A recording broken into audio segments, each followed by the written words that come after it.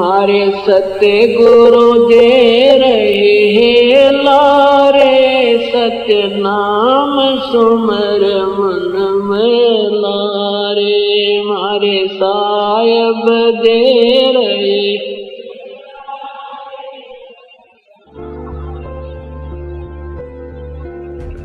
सत्य नाम सुमर मन में लारे, भगवान सुमर मन में लारे, सत्य नाम सुमर मन,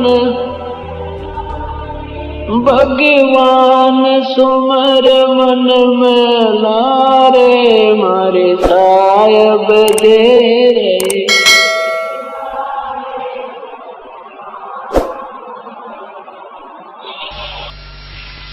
अब राणा कहता है कि मैंने ऐसा कोई संत परेशान नहीं किया।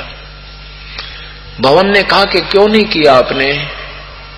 आपने मीराबाई के साथ जो जुल्म किए हैं वो भगवान सहन नहीं कर सका, तेरे जुल्मों से दुखी होकर के वो गई है।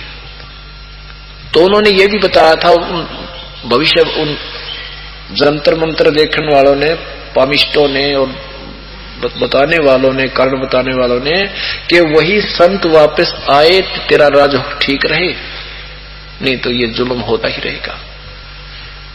अब उसने, राणा ने कहा भी कौन ला सकता है फिर मीरा को वापस? दो सैनिक खड़े हुए, दो सेवक सैनिक खड़े हुए कि हम ला सकते हैं, हमारी बात को बहन नहीं मोड़ेगी, हम उनसे खूब परिचित हैं, हमारी घंटों चर्चा होती थी। अब राजमा विमान बहुत होता है, बकवाद भरी होती है कोरी उनमें। तो राजा ने जब वो चलने लगे कि कहा कि अगर वो नहीं आई तो तुम क्या करोगे? तुम्हें इतना विश्वास है? हाँ जी विश्वास है, अगर वो नहीं आएगी तो हम भी वापस नहीं आएंगे, वहीं जान दे देंगे।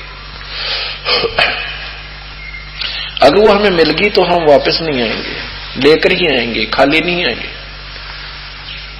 अब वो दोनों ढूंढते ढूंढते वृंदावन पहुंच गए। मीराबाई से बहुत प्रार्थना, उससे पहले परमात्मा पूर्ण ब्रह्म कबीर साहब मीराबाई के पास गए। मीराबाई से कहा, बेटी वो जो नाम रविदास से तूने लिया है वो पूर्ण नहीं है, अब मंत्र मैं दूंगा आपको, सतनाम, ये सतनाम प्राप्त कर तू। तो मीराबाई को परमात्मा ने नाम दिया, फिर उसकी विधि बताई, फिर डट के भक्ति की। अब उसके बाद फिर वो दोनों वहां पहुंच जाते हैं सैनिक। उन सिपाहियों ने जाकर कहा, बहन आप चलो, वहां बहुत बुरा हाल हो गया है, राजा अपनी गलती क्षमा याचना कर रहा है, कभी कुछ नहीं कहेगा तुझे। मीराबाई बोली, भाई मैं तुम्हारे से ज्यादा जानती हूं उस निकम्मे ने, अब मैं वापस नहीं जा सकती। अब उन्होंने कहा, बहन हम ये कहकर आए हैं कि हम नहीं वो नहीं आएगी तो हम भी नहीं आएंगे, हमारे बाल बच्चों की तरफ देख ले तू। मीराबाई बोली, अगर मैं मर जाती और तुमने ना यहां मिलती तो फिर क्या करते? कि वो तुम्हारी मजबूरी थी, फिर तो हम कह देते वो मर गई। बोली, भाई चल तुमने कह दियो जाकर। वहीं खड़ी हुई, एक तारा ले रखा था, भगवान के गुण गाती गाती सिमरन करती करती, और उस भगवान श्री कृष्ण की एक मूर्ति थी पत्थर की, उसके अंदर समा गई। उनकी आंखों देखते देखते उस पत्थर की मूर्ति के अंदर समावेश कर गई। अब वो दोनों देखते रह गए। कहा, आकाशवाणी हुई, जाओ भाई कह दियो वह मर गई। अब वो दोनों वापस आ गए। वापस आए तो उधर से वो उसका चाचा, जो राणा का चाचा भवन, और उधर से वो राजा उसका भतीजा, वो घोड़े को लेकर, घोड़ों पर सवार होकर के कहीं जाने की तैयारी कर रहे थे, दूसरे देश नगर में, या कैसे भी कोई शिकार खेलने जाया करते, शिकार भी खेलने जाते थे। तो कुछ दिन पहले वो महामंत्री था, ये क्या नाम है, भवन जो है इसका महामंत्री था, किसका? राणा का, क्योंकि अपना कॉन्फिडेंस चाहता उसने महामंत्री रखा था।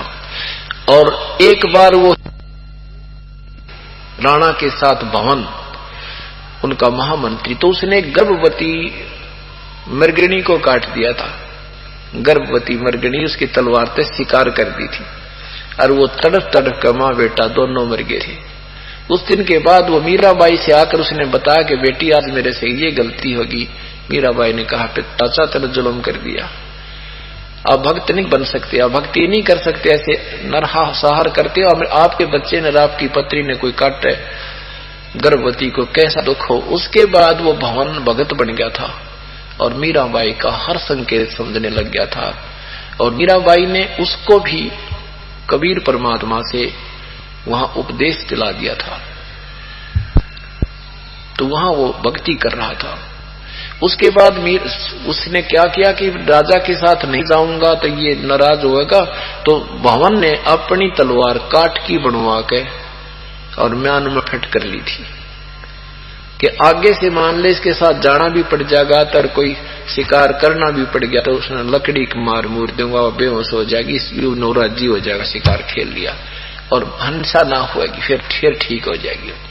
कि मैं ना किसी को मार दूं, बेशक मुझे ही शेर खा जावे, इस दृष्टिकोण से काट की तलवार डाल ली।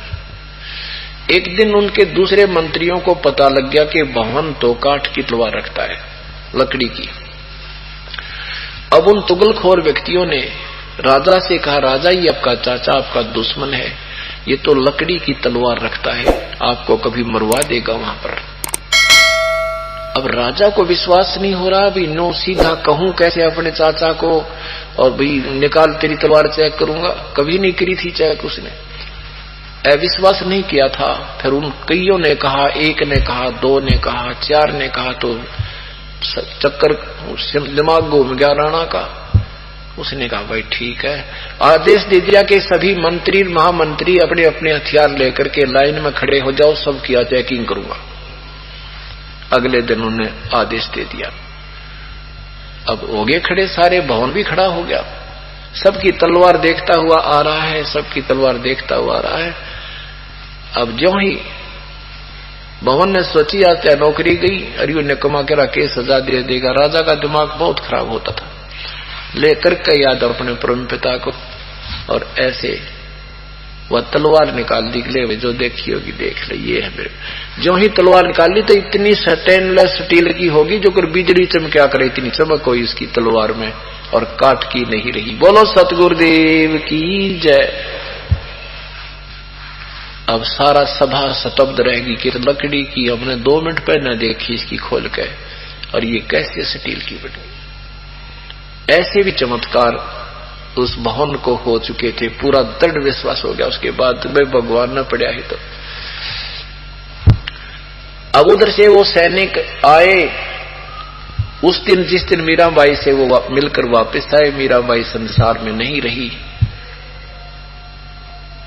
उस दिन भी वो घोड़े तैयार करके दोनों के दोनों, राजा का घोड़ा भी महामंत्री का घोड़ा भी, एक गुलाम पकड़े खड़ा था, और भवन जो अपनी सारी तलवार पूरी डाल के तैयार खड़ा था शिकार जाने के लिए, बाहर जाने के लिए। तो राजा ने सोचा मैं 2 मिनट कार्य, अपना दफ्तर का कोई कार्य करके चलता हूं। इतने में जो ही वो बैठा ही था, वो दोनों सैनिकों ने प्रवेश किया सभा में। राणा ने पूछा कि लाए नहीं तुम मीराबाई को? कह रहे थे हम लेकर आएंगे। सैनिकों ने कहा कि राजन वो संसार में नहीं रही, अगर संसार में रहती तो हम लेकर आते। राणा बोला क्या हो गया उसको, मर गई वो? कहने लगे वो ऐसे ऐसे पत्थर की मूर्ति में, हमारे सामने एक पत्थर की मूर्ति में समा गई। अब राणा कुबोल था, ज्यादा कुबोल, दुर्वचन बोले उसने। कहने लगा वो मुसलमान कर लिया होगा कोई उसने, यानी जैसे कहते हैं ना, उसने कोई मुसलमान कर लिया होगा, मुसलमान नहीं बन गई होगी, इसलिए जमीन में गडगी, जब जानता आकाश में स्वर्ग में जाती। अब भवन पर यह वचन सहन नहीं हुई। भवन ने कहा कि राजा अपनी जुबान संभाल के बात कर, संत के विषय में ऐसी बात करने से तेरी जीभ पे फालक पड़ जाएंगे, तेने जुल्म कर दिया, ऐसा मत बोला उस पुण्य आत्मा के प्रति। और तू फिर भी नहीं मानेगा, तू इंसान नहीं शैतान है। अरले में स्वर्ग जाता हूं, सहशरीर जाता हूं और घोड़े समेत जाता हूं। इतना कह करके और घोड़े पर छलांग लगा कर वो भवन बैठ गया और घोड़ा आसमान पर उठने लग गया नौका। अब गुलाम खड़ा खड़ा रो रहा कि भगवान मुझे इस नीच के राज्य में मुझे छोड़कर जा रहे हो, मैं भी तो आपके साथ ही प्रभु का भक्त हूं। कहते हैं वो भी लटक गया उस घोड़े के, और सारे के सारे तीनों, घोड़ा भी, वो गुलाम भी और भवन भी, शरीर कहते हैं स्वर्ग में पहुंच गया। बोलो सतगुरुदेव की जय। अब कहते हैं ना, जो जहां तक की टिकट बनवाता है टीटी उड़ेगी बना दे। परमात्मा ने जो भी जहां लेवल की साधना लोग करते थे वही लेवल की साधना का मंत्र दे देते थे, लेकिन उस पूर्ण परमात्मा की वास्तविक मंत्र को भी छुपा के रखा था इस समय तक। पुण्यात्माओं अब मेर होगी। अब वो जितने भी भवन हैं, जितने भी वो पुण्यात्मा गए हैं, वो फिर जन्म लेंगे, अब उनका उद्धार निश्चित है। भवन गवन गगनों किया, घोड़े सुधा गुलाम, सोम श्री साहेब में ले वो बरछी लोह लगाम। आदरणीय गरीबदास साहब जी कहते हैं कि भवन ने गमन गगनों किया, आसमान की तरफ गमन किया, और घोड़े सधा गुलाम, घोड़े समेत गुलाम भी गेल लटक रहा था। अन्यों किनो जाके भगवान विष्णु को मिले घोड़े समेत भी। अब कहते हैं ना, जैसे एक गंदा अंडा था और वो उसमें खोगड़ में पड़ा था, भगवान शिव ने पार्वती को वचन सुनाए थे, उस गंदे अंडे ने वो वचन सुनकर उसमें शक्ति आ गई थी, सुखदेव ऋषि बन गया था, और उसी बैटरी चार्ज से वो भी आकाश में उड़ने लग गया था। ऐसे ही सतभक्ति जो पूर्ण संत से प्राप्त करके जो भी साधक संत भक्ति करते हैं, उनसे अन्य प्राणियों पर भी कुछ असर पड़ जाता है। ये बहुत लंबी कहानी है, बहुत देर में समझ में आएंगे आपके, क्योंकि जो जाकी सन्ना बसे ताको ताकी लाज, जल सो ही मछली चढ़ जाए वह जैते गजराज। जो भी जिस इष्ट की सच्चे दिल से और विधिवत साधना करता है, उस लेवल की वो भक्ति शक्ति उसमें प्रदान कर देता है। लेकिन पूर्ण परमात्मा के बिना पूर्ण मोक्ष और ये जन्म मृत्यु का झंझट मिटे नहीं।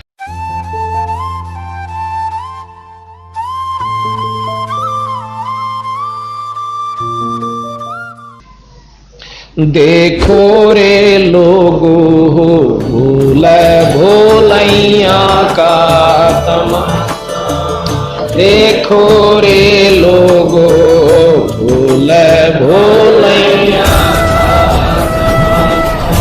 भाई पाला।